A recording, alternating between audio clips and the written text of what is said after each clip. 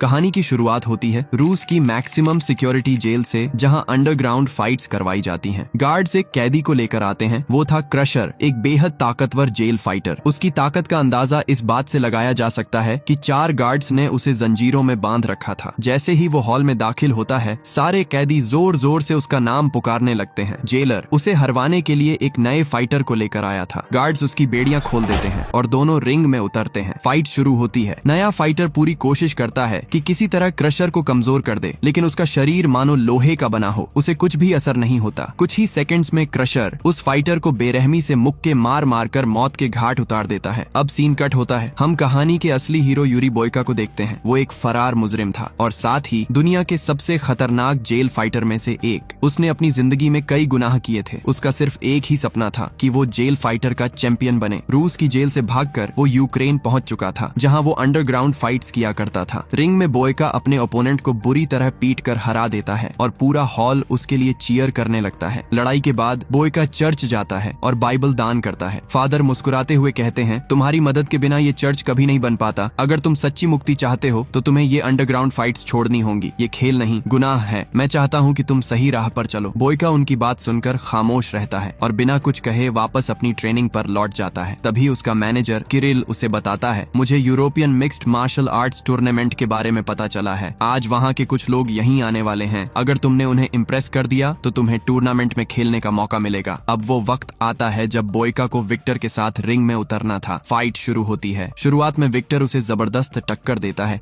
लेकिन आखिर में बोयका का जुनून और ताकत हावी हो जाते हैं। वो विक्टर के चेहरे पर जोरदार किक मारता है। विक्टर जमीन पर गिर जाता है। उसका माउथ गार्ड बाहर निकल जाता है। वो दोबारा उठकर हमला करने की कोशिश करता है, मगर बोयका के एक मुक्के से वो फिर नीचे जा गिरता है। बोयका उससे कहता है, give up Victor, it's over. लेकिन विक्टर गुस्से में फिर हमला करता है और इस बार बोयका के एक जबरदस्त पंच से वो बेहोश होकर गिर पड़ता है। बोयका जीत जाता है। चारों तरफ उसका नाम गूंजता है। टूर्नामेंट के एजेंट्स उसके पास आते हैं। 2 हफ्ते बाद टूर्नामेंट शुरू होगा। अगर तुम जीत गए तो तुम्हारी जिंदगी बदल जाएगी। किरिल उसे जीत के पैसे देता है। बोयका घर लौटने लगता है, लेकिन विक्टर को फाइट के दौरान गंभीर चोट आई थी। उसे अस्पताल ले जाया गया, लेकिन वो बच नहीं पाया। बोयका को ये बात अंदर से तोड़ देती है। रात भर उसे नींद नहीं आती। उसे फादर की बात याद आती है, अगर तुमने सही रास्ता नहीं चुना तो गॉड भी तुमसे नाराज हो जाएंगे। अगले दिन वो किरिल से पूछता है, विक्टर कैसा है? किरिल भारी मन से कहता है, उसके दिमाग पर गहरी चोट लगी थी, वो अब नहीं रहा, लेकिन तुम्हारा इसमें कोई कसूर नहीं। हर फाइटर जान दांव पर लगाकर ही रिंग में उतरता है। बोयका की आंखें भर आती हैं। वो पूछता है, क्या उसका कोई परिवार था? किरिल उसे विक्टर का बैग थमा देता है। बोयका बैग खोलता है। अंदर से उसे एक खत मिलता है जो विक्टर की वाइफ अल्मा ने लिखा था। खत पढ़ते ही बोयका का दिल टूट जाता है। उसे एहसास होता है कि उसने एक आदमी ही नहीं, एक पूरे परिवार को उजाड़ दिया। बोयका फैसला करता है कि वो अल्मा से मिलने रशिया जाएगा और किसी भी तरह अपनी गलती सुधारने की कोशिश करेगा। रूस में विक्टर का अंतिम संस्कार चल रहा था। बहुत से लोग वहाँ इकट्ठा हुए थे। शहर का सबसे बड़ा गुंडा जोराब भी वहाँ आया था। वो खामोशी से देख रहा था। उसके दिल में अल्मा के लिए एक अजीब सी दिलचस्पी जग चुकी थी। जोराब ने अल्मा के पास जाकर कहा, तुमने विक्टर के साथ मिलकर मुझसे बहुत पैसे उधार लिए थे। मुझे नहीं लगता कि तुम उसे चुका पाओगी। अगर तुम मेरी हो जाओ तो मैं तुम्हारी सारी परेशानियां दूर कर दूंगा। अल्मा ने कड़ी आवाज में जवाब दिया, मेरे पति के अंतिम संस्कार पर तुम ऐसी बातें कैसे कर सकते हो? क्या तुम्हें गॉड का थोड़ा सा भी खौफ नहीं? जोराब ने नरमी का नाटक किया, मैं बस तुम्हारी मदद करना चाहता हूँ। फिर वो वहाँ से चला गया। वहीं किरिल बोयका को नकली पासपोर्ट देता है। तुम्हें एक लोकल बस में बैठकर रशिया जाना होगा। बस बॉर्डर पार करके एक मिलिट्री चेक पॉइंट से होकर जाना है। वहाँ इंटरनेट नहीं होगा। अगर तुमने कोई गड़बड़ नहीं की तो किसी को तुम्हारी असलियत का पता नहीं चलेगा। बोयका नकली पहचान के साथ मिनी बस में बैठता है। चेक पॉइंट पर एक फौजी पूछताछ करता है। बोयका अपने फर्जी कागजात शांति से पेश कर देता है। फौजी को कोई शक नहीं होता और बोयका रशिया में पहुंच जाता है। वह होटल में अपना सामान रखकर खत में लिखे पते पर अल्मा से मिलने कम्युनिटी सेंटर जाता है। वहाँ कई अनाथ बच्चे थे। अल्मा उनका ख्याल रखा करती थी। अचानक जोराब के गुंडे आकर अल्मा को जबरदस्ती गाड़ी में बैठाकर ले जाते हैं। अल्मा जाते हुए एक पल के लिए बोयका को देखती है। बोयका कम्युनिटी सेंटर के गार्ड से पूछकर जोराब के अंडरग्राउंड फाइटिंग क्लब तक पहुंचता है। वहाँ अल्मा वेटर की तरह काम कर रही होती है। लोगों को शराब सर्व किया करती थी। अल्मा बोयका को देखकर चौंकती है। वो पूछती है, आप कौन हैं और आप मेरा पीछा क्यों कर रहे हैं? बोयका धीरे से विक्टर के बारे में बताना शुरू करता है, लेकिन तभी जोराब का सीनियर गार्ड स्लावा बीच में आ जाता है। स्लावा अल्मा को वहाँ से सुरक्षित निकालता है और बोयका को होटल के बाहर ले जाकर घेर करता है। सीसीटीवी स्क्रीन पर जोराब बोयका को देख रहा था। उसने अपने गुंडों को हुक्म दिया, बोयका पर हमला करो। गुंडे टूट पड़े, पर बोयका ने एक एक करके उन्हें हरा दिया। स्लावा ने बंदूक निकालकर बोयका को डराने की कोशिश की। बोयका ने तेजी से बंदूक छीन ली और स्लावा को भी जमीन पर धकेल दिया। तभी जोराब खुद आया और बोला, तुम बहुत अच्छा लड़ते हो, यह मेरा क्लब है और मैं चाहता हूँ कि तुम मेरे लिए लड़ो। बोयका ने साफ कहा, मैं यहाँ लड़ने नहीं आया, मैं अल्मा से बात करने आया हूँ। जोराब ने कड़वाहट से कहा, मेरी इजाजत के बिना कोई अल्मा के पास नहीं जा सकता। मैंने इस शहर के साथ साथ उसे भी अपने कब्जे में ले लिया है। अगर तुम फिर उसके पास आए तो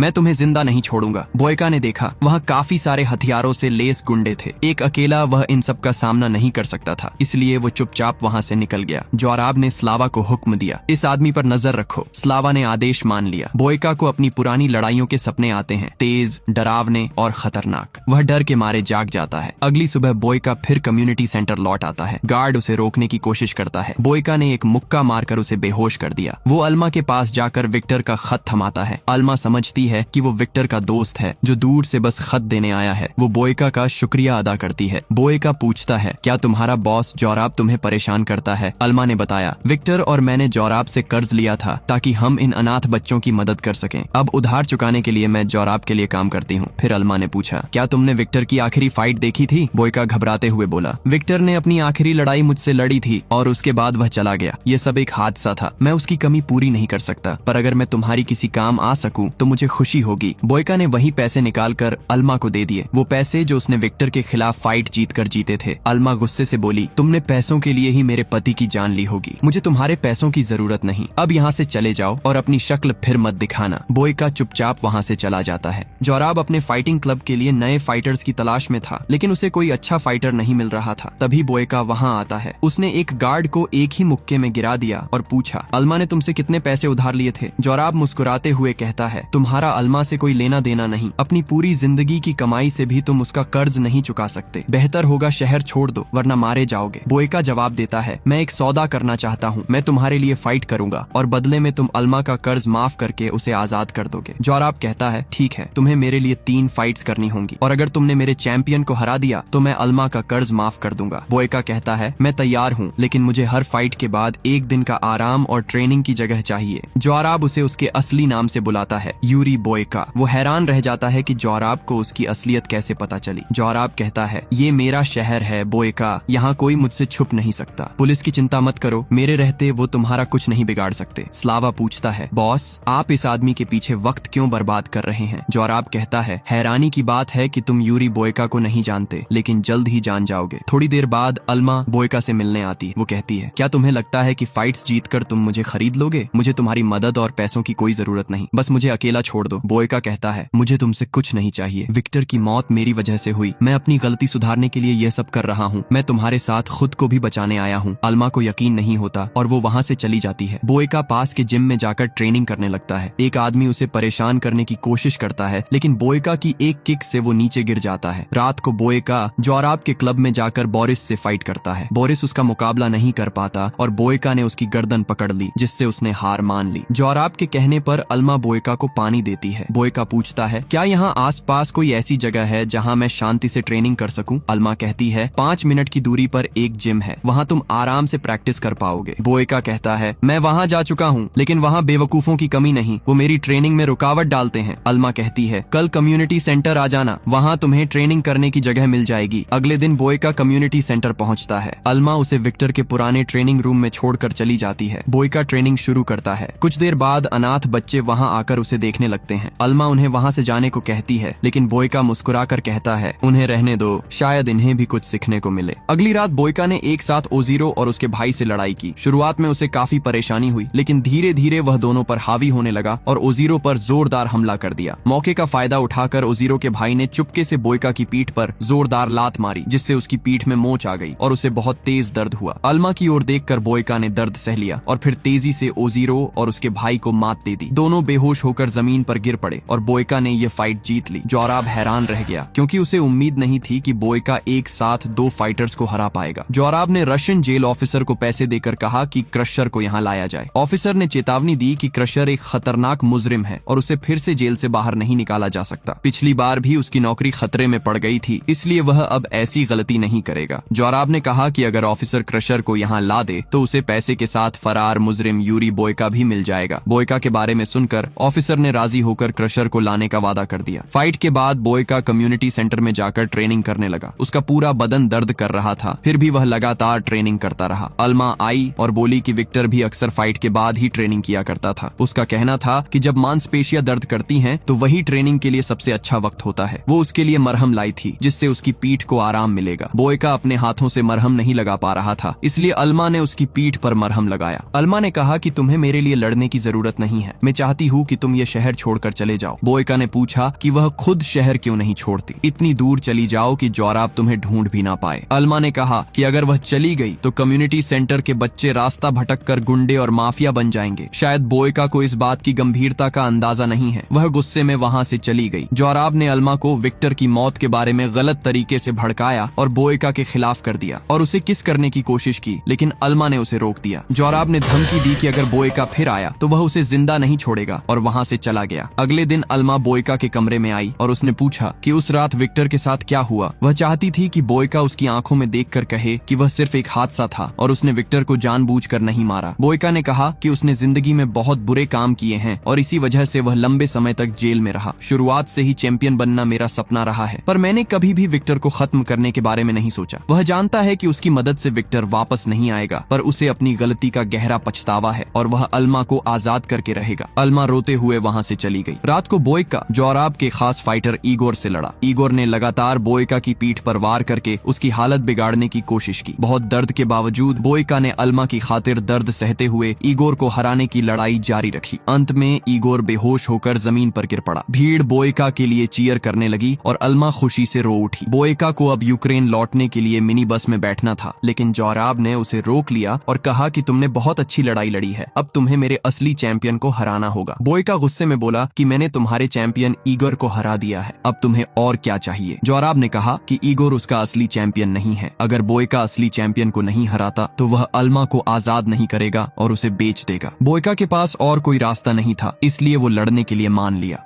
बोयका को अपने मैनेजर का फोन आता है। वो कहता है, अगर तुम 10 बजे वाली बस में बैठकर रशिया नहीं आए तो यूरोपियन टूर्नामेंट में हिस्सा नहीं ले पाओगे। बोयका जवाब देता है, फिक्र मत करो, मैं वक्त पर पहुंच जाऊंगा। तभी जेल ऑफिसर क्रशर को लेकर क्लब में पहुंचता है। बोयका और क्रशर के बीच फाइट शुरू होती है। बोयका उस पर हमला करने की कोशिश करता है, लेकिन क्रशर का शरीर बहुत मजबूत था। उसे बोयका के वारों से कोई असर नहीं हुआ। क्रशर ने बोयका के चेहरे पर जोरदार मुक्के मारे, जिससे उसका माउथ गार्ड निकल गया और वह जमीन पर गिर गया। बोयका की हालत देखकर जोराब खुश हो गया, जबकि अल्मा घबरा रही थी। बोयका दोबारा उठ खड़ा हुआ और फिर से लड़ने लगा। क्रशर ने उसे उठाकर जमीन पर पटक दिया, लेकिन बोयका ने हार नहीं मानी। वह अल्मा की तरफ देखकर अपने दर्द को सहन करता रहा और पूरी ताकत से क्रशर पर हमला करने लगा। क्रशर अपने भारी शरीर की वजह से बोयका की तेजी से बच नहीं पाया और धीरे धीरे कमजोर पड़ने लगा। बोयका ने मौका देखकर क्रशर का एक हाथ और पैर तोड़ दिया और फिर उसे एक जोरदार लात मारकर रिंग से बाहर फेंक दिया। क्रशर बेहोश हो गया और बोयका ने लड़ाई जीत ली। जोराब ने स्लावा को पुलिस बुलाने के लिए कहा और खुद अल्मा को लेकर वहां से जाने लगा। बोयका उसे रोकने के लिए दौड़ा, लेकिन गार्ड्स ने उसे बेसबॉल बैट से बुरी तरह पीटा, जिससे उसकी हालत खराब हो गई। अल्मा यह देखकर जोर जोर से चिल्लाने लगी। उसकी आवाज सुनकर बोयका ने फिर से उठने की कोशिश की। उसने गार्ड्स से बैट छीन ली और उन्हें एक एक करके मार गिराया। स्लावा ने बोयका पर गोली चला दी, जिससे उसके कंधे और पैर में गोली लग गई, लेकिन बोयका ने पलटकर स्लावा के पैर में गोली मारी और उसे छत से नीचे गिरा दिया। जोराब अल्मा को जबरदस्ती लेकर जाने की कोशिश कर रहा था। तभी बोयका बंदूक लेकर वहां आ गया। जोराब ने अल्मा को मारने की धमकी देकर बोयका से बंदूक फेंकवा दी। वह बोला, तुम एक मामूली फाइटर हो, तुम अल्मा को कुछ नहीं दे सकते, बेहतर होगा कि इसका पीछा छोड़ दो। उसी पल अल्मा ने जोराब का हाथ काट लिया। बोयका ने मौका देखकर उस पर हमला किया, लेकिन जोराब ने उसके पेट में गोली मार दी। फिर भी बोयका ने हार नहीं मानी। उसने उसे पकड़कर जमीन पर गिरा दिया और उसकी गर्दन दबाकर उसे मार डाला। बोयका ने अल्मा की तरफ देखा और कहा, क्या तुम मुझे माफ कर सकती हो? लेकिन अल्मा ने कोई जवाब नहीं दिया। कुछ देर बाद पुलिस वहां पहुंची और बोयका को गिरफ्तार कर लिया। 6 महीने बाद अल्मा बोयका से मिलने जेल आई। उसे देखकर बोयका हैरान रह गया। उसने कहा, मुझे उम्मीद नहीं थी कि तुम मुझसे मिलने आओगी। खैर, कम्युनिटी सेंटर के बच्चे कैसे हैं? अल्मा मुस्कुराई और कुछ पेंटिंग्स दिखाते हुए बोली, बच्चों ने तुम्हारी तस्वीरें बनाई हैं। मुझे माफ कर दो, मैं पहले ही आना चाहती थी, लेकिन हिम्मत नहीं जुटा पाई। जब पहली बार तुम मेरे सामने आए, मुझे तुमसे नफरत थी, मगर फिर तुमने मुझे एहसास दिलाया कि इस दुनिया में अब भी अच्छाई बाकी है। आज मैं तुम्हारा शुक्रिया अदा करने आई हूँ। तुमने मुझे मेरी इज्जत और आजादी दोनों दोनों वापस दी और आज मैंने भी तुम्हें तुम्हारी गलती के लिए माफ कर दिया। बोइका की आंखों में सुकून था। पुलिस ऑफिसर उसे वापस ले गए। जेल में लौटकर वह फिर से अंडरग्राउंड फाइट्स में हिस्सा लेने लगा, लेकिन अब उसका मकसद सिर्फ जीतना नहीं था बल्कि खुद को सही साबित करना था। कभी कभी जिंदगी हमें ऐसे मुकाबलों में उतार देती है जहां जीत सिर्फ ताकत से नहीं बल्कि दिल से होती है। बोइका ने यही साबित किया कि गुनाहों के बोझ तले दबा इंसान भी अगर चाहे तो अपनी राह बदल सकता है। अगर आपको भी बोइका की ये कहानी छू गई हो तो चैनल को जरूर सब्सक्राइब करें।